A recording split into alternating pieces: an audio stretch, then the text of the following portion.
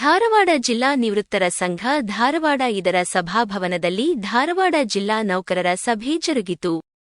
ಸಭೆಯ ಅಧ್ಯಕ್ಷತೆಯನ್ನು ಧಾರವಾಡ ಜಿಲ್ಲಾ ನಿವೃತ್ತರ ಸಂಘದ ಗೌರವಾಧ್ಯಕ್ಷರಾದ ಶ್ರೀ ಕಣವಿಯವರು ವಹಿಸಿದ್ದರು. ಮುಖ್ಯ ಅತಿಥಿಗಳಾಗಿ ಕರ್ನಾಟಕ ರಾಜ್ಯ ಸರಕಾರಿ ನಿವೃತ್ತ ನೌಕರರ ಸಂಘದ ಧಾರವಾಡ ಜಿಲ್ಲಾ ಘಟಕದ ಅಧ್ಯಕ್ಷ ಶ್ರೀ ಎಸ್. ಬಿ. ಪಾಟೀಲ, ವಿಭಾಗೀಯ ಉಪಾಧ್ಯಕ್ಷರಾದ ಶ್ರೀ ಬಿ. ಎಂ. ಸೂರಗೊಂಡ, ನಿವೃತ್ತ ನೌಕರರ ವೇದಿಕೆಯ ರಾಜ್ಯ ಸಂಚಾಲಕರಾದ ಶ್ರೀ ಗುರುತಿಗಡಿ, ಶ್ರೀ ಅಶೋಕ ಸಜ್ಜನ, ಶ್ರೀ ಶಂಕ್ರಯ್ಯ ಸುಬ್ಬಾಪುರಮಠ, ಶ್ರೀ ಎಸ್. ಜಿ. ಬಿಸೇರೊಟ್ಟಿ, ಪದಾಧಿಕಾರಿಗಳಾದ ಶ್ರೀ ಕಣಕಾಪುರ, ಶ್ರೀ ಬಿರಾದಾರ, ಶ್ರೀ ಕೆ. ಎಂ. ತದ್ದೇವಾಡಿ ಮುಂತಾದವರು ವೇದಿಕೆ ಮೇಲೆ ಉಪಸ್ಥಿತರಿದ್ದು ಮಾತನಾಡಿದರು. ನಡೆಸಬೇಕು ಅಂತ ಹೇಳಿ ಅವತ್ತೇ ನಿರ್ಧಾರ ಮಾಡಿ ದಿನಾಂಕ 5ರಂದೇ ಅಪರಾಹ್ನದ ಹೊತ್ತಿಗೆ ನಾವು ದಾವಣಗೆರೆಯಲ್ಲಿ ದಿನಾಂಕ 11/8/2024 ಭಾನುವಾರ ರಾಜ್ಯ ಮಟ್ಟದ ಈ ಒಂದು ಅವಧಿಯಲ್ಲಿ ನಿವೃತ್ತರಾದಂತಹ ನೌಕರರ ಒಂದು ಬೃಹತ್ ಸಮಾಲೋಚನಾ ಸಭೆಯನ್ನ ಕರೆಯನ್ನ ಕೊಟ್ವಿ. ಅವತ್ತು ಅಲ್ಲಿ ಸಹಸ್ರಾರು ನಿವೃತ್ತ ನೌಕರರು ಉತ್ತರದಿಂದ ದಕ್ಷಿಣದವರೆಗೆ, ಬೀದರ್ದಿಂದ ಮೈಸೂರು, ಚಾಮರಾಜನಗರ, ಮಂಡ್ಯ ಅಲ್ಲಿಯವರೆಗೂ ಎಲ್ಲರೂ ಆಗಮಿಸಿ ಅಲ್ಲಿ 23 ನಿರ್ಣಯಗಳನ್ನ ಕೈಗೊಳ್ಳಲಾಯಿತು. ಆ 23 ನಿರ್ಣಯಗಳಂತೆ ಅಂದು ತಗೊಂಡಿರ್ತಕ್ಕಂಥ ಹಕ್ಕೊತ್ತಾಯ ಠರಾವುಗಳಂತೆ ರಾಜ್ಯದಲ್ಲಿ ಇರ್ತಕ್ಕಂಥ ಎಲ್ಲಾ ಕಂದಾಯ ಜಿಲ್ಲೆಗಳಲ್ಲಿ, ರಾಜ್ಯದಲ್ಲಿ ಇರ್ತಕ್ಕಂಥ ಎಲ್ಲಾ ಕಂದಾಯ ತಾಲೂಕುಗಳಲ್ಲಿ ನಮ್ಮ ಒಂದು ಸಂಚಲನ ಮೂಡಿದೆ. ಒಂದು ಸಮರೋಪಾದಿಯಲ್ಲಿ ಕ್ರಾಂತಿಯ ಕಿಡಿಗಳು ಹಾರ್ತಾ ಇದ್ದಾವೆ. ಕಾರಣ ಇಷ್ಟೇ, ಈ ಒಂದು ಅವಧಿಯಲ್ಲಿ ನಿವೃತ್ತರಾದಂತಹ ನೌಕರರಿಗೆ, ಅಧಿಕಾರಿ ವರ್ಗದವರಿಗೆ ಆಗಿರ್ತಕ್ಕಂಥ ಆರ್ಥಿಕ ನಷ್ಟ ಏನು ಅನ್ನುವುದು ತಮಗೆಲ್ಲರಿಗೂ ಈಗ ಗೊತ್ತಾಗಿದೆ. ಮೊದಲನೇದಾಗಿ ನಮಗೆ ಕೊಟ್ಟಿರ್ತಕ್ಕಂಥ ಆರ್ಥಿಕ ಸೌಲಭ್ಯ ಡಿಸಿಆರ್ಜಿ, ಕಮ್ಯುಟೇಷನ್ ಮತ್ತು ಸರೆಂಡರ್ 6ನೇ ವೇತನ ಆಯೋಗದ ಪ್ರಕಾರ ಕೊಟ್ಟಿದ್ದಾರೆ. ನಮಗೆ ಕೊಡಬೇಕಾಗಿರ್ತಕ್ಕಂಥದ್ದು 7ನೇ ವೇತನ ಆಯೋಗದ ಪ್ರಕಾರ. ನನಗೆ ನಿಖರವಾಗಿ ಉದಾಹರಣೆಯನ್ನ ಕೊಡ್ಲಿಕ್ಕೆ ನಾನು ಅಷ್ಟೊಂದು ಚಾರ್ಟೆಡ್ ಅಕೌಂಟ್ ಆಗಲಿ ಅಥವಾ ವೇತನ ಸೆಳೆಯುವ ಅಧಿಕಾರಿ ಆಗಲಿ ಗೊತ್ತಿಲ್ಲ. ಮೇಲ್ನೋಟಕ್ಕೆ ಒಬ್ಬ ನಿವೃತ್ತ ಶಿಕ್ಷಕನಾಗಿ ಹೇಳೋದೇನೆಂದ್ರೆ, ನನಗೆ 6ನೇ ವೇತನ ಆಯೋಗದಲ್ಲಿ 50,000 ರೂಪಾಯಿ ಬೇಸಿಕ್ ಇತ್ತು ಅಂತಂದ್ರೆ 7ನೇ ವೇತನ ಆಯೋಗದಲ್ಲಿ 90,000 ರೂಪಾಯಿ ಬೇಸಿಕ್ ಆಗ್ತದೆ. ಉದಾಹರಣೆ ಇದು ನಾ ಹೇಳ್ತಾ ಇರೋದು. 50,000 ರೂಪಾಯಿ ಬೇಸಿಕ್ಗೆ ನನಗೆ 10,000 ರೂಪಾಯಿ ಕಮ್ಯುಟೇಷನ್ ಬರುತ್ತೆ, 9,000 ರೂಪಾಯಿ ಡಿಸಿಆರ್ಜಿ ಬರುತ್ತೆ. 10 ಲಕ್ಷ ಮತ್ತು 9 ಲಕ್ಷ 19 ಲಕ್ಷ ರೂಪಾಯಿ ನನಗೆ ಬಂದಿರುವಂತ.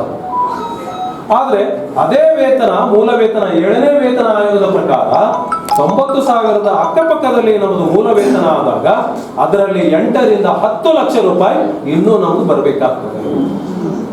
ಒಂದು ಆರ್ಥಿಕ ಸೌಲಭ್ಯದಲ್ಲಿ ಕನಿಷ್ಠ 8ರಿಂದ 10 ಲಕ್ಷ, 2 ಆರ್ಥಿಕ ಸೌಲಭ್ಯಗಳಲ್ಲಿ ಕನಿಷ್ಠ 10ರಿಂದ 20 ಲಕ್ಷ. ಸರೆಂಡರ್ ಹಿಡಿದ್ರೆ ಇನ್ನೂ ಹೆಚ್ಚಿನ ಒಂದು ಆರ್ಥಿಕ ನಷ್ಟ ನಮಗಾಗಿದೆ. ಬೇಡಿಕೆಗಳನ್ನ ರಾಜ್ಯ ಮಟ್ಟದಲ್ಲಿ ಸರ್ಕಾರದ ಗಮನ ಸೆಳೆದು ನಮ್ಮ ಸಾರ್ವತ್ರಿಕ ಬೇಡಿಕೆಗಳು 1/7/22, 31/7/24 ಅಲ್ಲ, ಎಲ್ಲಾ ನಿವೃತ್ತರಿಗೂ ಅನ್ವಯ ಆಗುವಂತಹದ್ದು.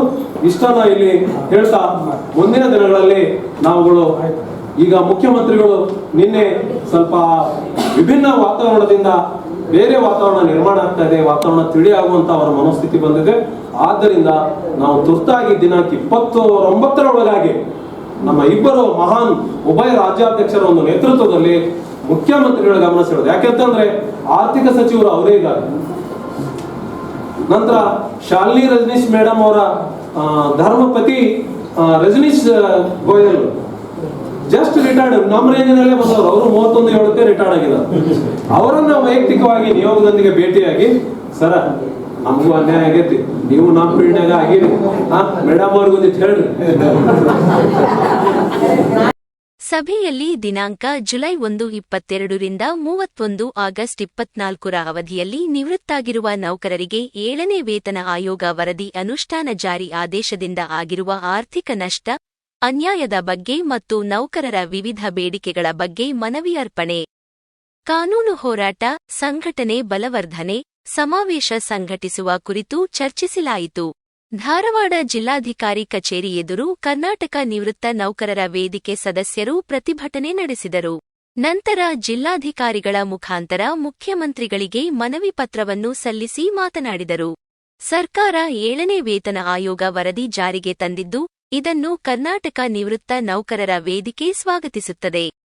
ಆದರೆ ದಿನಾಂಕ ಜುಲೈ 1, 2022 ರಿಂದ ಜುಲೈ 31, 2024 ಅವಧಿಯಲ್ಲಿ 6ನೇ ವೇತನ ಆಯೋಗದ ಅನ್ವಯ ನಿವೃತ್ತ ಅಧಿಕಾರಿಗಳು ಹಾಗೂ ನೌಕರರಿಗೆ ನಿವೃತ್ತರಾದ ಅಧಿಕಾರಿ ನೌಕರರಿಗೆ ಪರಿಷ್ಕೃತ ವೇತನ ಶ್ರೇಣಿಯಲ್ಲಿ ನಿವೃತ್ತಿ ಸೌಲಭ್ಯವನ್ನು ನೀಡುತ್ತಿರುವುದು ಸರಿಯಲ್ಲ.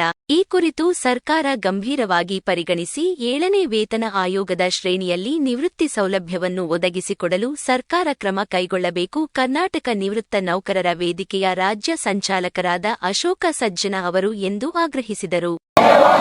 ಶ್ರೀ ಷಡಕ್ಷರಿ ಅವರಿಗೆ, ಶ್ರೀ ಭೈರಪ್ಪನವರಿಗೆ ನಮ್ಮ ಬೇಡಿಕೆಗಳು, ಎಸ್ ಪಿ ಪಾಟೀಲ್ ರವರಿಗೆ, ಸುರಗೊಂಡ ಅವರಿಗೆ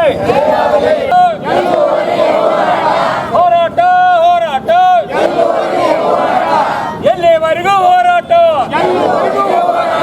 ರಾಜ್ಯ ಸರ್ಕಾರಿ ನಿವೃತ್ತರ ಸಂಘದ ಸರ್ಕಾರಿ ನೌಕರರ ನಿವೃತ್ತರ ಸಂಘದ ಬೇಡಿಕೆಗಳು 7ನೇ ವೇತನ ಆಯೋಗದಲ್ಲಿ ಆಗಿರುವ ತಾರತಮ್ಯಗಳನ್ನು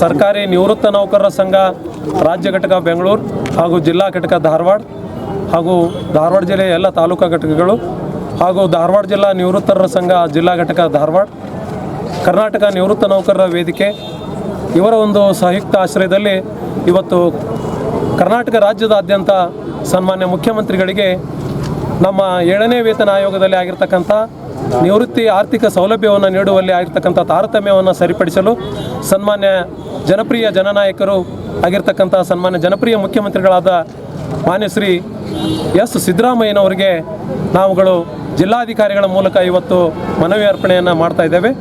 ಸನ್ಮಾನ್ಯ ಜಿಲ್ಲಾಧಿಕಾರಿಗಳಿಗೆ ಮನವಿ ಅರ್ಪಣೆ ಕಾರ್ಯಕ್ರಮದಲ್ಲಿ ಈ ಮೂಲಕ ನಾವು ವಿನಂತಿಸಿಕೊಳ್ತಾ ಇರೋದೇನೆಂದರೆ 7ನೇ ವೇತನ ಆಯೋಗವನ್ನು ಎಲ್ಲ ನೌಕರರಿಗೆ ಅನುಷ್ಠಾನಗೊಳಿಸಿರುವುದನ್ನು ನಾವೆಲ್ಲ ಹರ್ಷದಿಂದ ಸ್ವಾಗತಿಸುತ್ತೇವೆ, ಅಭಿನಂದಿಸುತ್ತೇವೆ. ಅದೇ ರೀತಿಯಾಗಿ ಏನು 4ನೇ ವೇತನ, 5ನೇ ವೇತನ, 6ನೇ ವೇತನ ಆಯೋಗದಂತೆ ನಿರಂತರವಾಗಿ ನೌಕರರನ್ನು ಕಾರ್ಯಾಂಗದ ಒಂದು ಕಾರ್ಯತತ್ಪರರನ್ನು ತಾವುಗಳು ಗೌರವಿಸಿ ಆರ್ಥಿಕ ಸೌಲಭ್ಯವನ್ನು ಕೊಡ್ತಾ ಇರೋದಕ್ಕೂ ಕೂಡ ನಾವು ಹರ್ಷವನ್ನು ವ್ಯಕ್ತಪಡಿಸ್ತಾ ಇದ್ದೇವೆ. ಆದರೆ 1/7/2022 ರಿಂದ 31/7/2024 ಈ ಅವಧಿಯಲ್ಲಿ ನಿವೃತ್ತರಾಗಿರ್ತಕ್ಕಂಥ ರಾಜ್ಯ ಸರ್ಕಾರಿ ಅಧಿಕಾರಿ ಮತ್ತು ನೌಕರ ಎಲ್ಲ ಬಾಂಧವರಿಗೆ, ನಿವೃತ್ತ ನೌಕರರಿಗೆ 6ನೇ ವೇತನ ಆಯೋಗದಂತೆ ನಮಗೆ ನಿವೃತ್ತಿ ಸೌಲಭ್ಯವನ್ನು ಕೊಟ್ಟಿದ್ದಾರೆ. ಆ ಒಂದು ನಿವೃತ್ತಿ ಸೌಲಭ್ಯವನ್ನು 7ನೇ ವೇತನ ಆಯೋಗದ ಸೌಲಭ್ಯದ ಅನುಸಾರ, ನಿಯಮದ ಅನುಸಾರ ಕೊಡಬೇಕು. ನಮಗೆ ಈಗಾಗಲೇ DCRG ಮತ್ತು ಕಮ್ಯುಟೇಷನ್ನು, ಸರೆಂಡರ್ ಇವು 3ರಲ್ಲಿ ಲಕ್ಷಾಂತರ ರೂಪಾಯಿ. ಈಗ ಒಂದು ಉದಾಹರಣೆ ಹೇಳೋದಾದರೆ 50,000 ರೂಪಾಯಿ ಮೂಲ ವೇತನ ಇದ್ದವರಿಗೆ 10 ಲಕ್ಷ ರೂಪಾಯಿ ಬಂದಿರ್ತದೆ. ಹೊಸ ವೇತನದ ಪ್ರಕಾರ 90,000 ಮೂಲ ವೇತನ ಆದರೆ 18 ಲಕ್ಷ ಅಂದಾಜು ಅವರಿಗೆ ಒಂದು ನಿವೃತ್ತಿ ಸೌಲಭ್ಯಗಳು ಬರಬೇಕಾಗಿದೆ. ಆದ್ದರಿಂದ ಕನಿಷ್ಠ 8 ರಿಂದ 10 ಲಕ್ಷ, 10 ರಿಂದ 18 ಲಕ್ಷ ನಮಗೆ ಆರ್ಥಿಕ ಹಾನಿಯಾಗಿದೆ.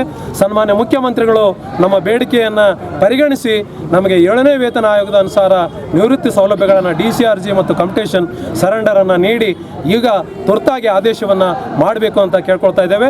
ನಮ್ಮ ರಾಜ್ಯ ಸರ್ಕಾರಿ ನೌಕರರ ಸಂಘದ ಅಧ್ಯಕ್ಷರಾದ ಷಡಕ್ಷರಿ ಅವರಿಗೆ ಮತ್ತು ಕರ್ನಾಟಕ ರಾಜ್ಯ ಸರ್ಕಾರಿ ನಿವೃತ್ತ ನೌಕರರ ಸಂಘದ ಅಧ್ಯಕ್ಷರಾದ ಶ್ರೀ ಭೈರಪ್ಪನವರಿಗೂ ಕೂಡ ನಾವು ಹಕ್ಕೊತ್ತಾಯವನ್ನು ಈ ಧಾರವಾಡ ಜಿಲ್ಲಾ ಘಟಕದಿಂದ ಈಗಾಗಲೇ ಮಾಡಿದ್ದೇವೆ.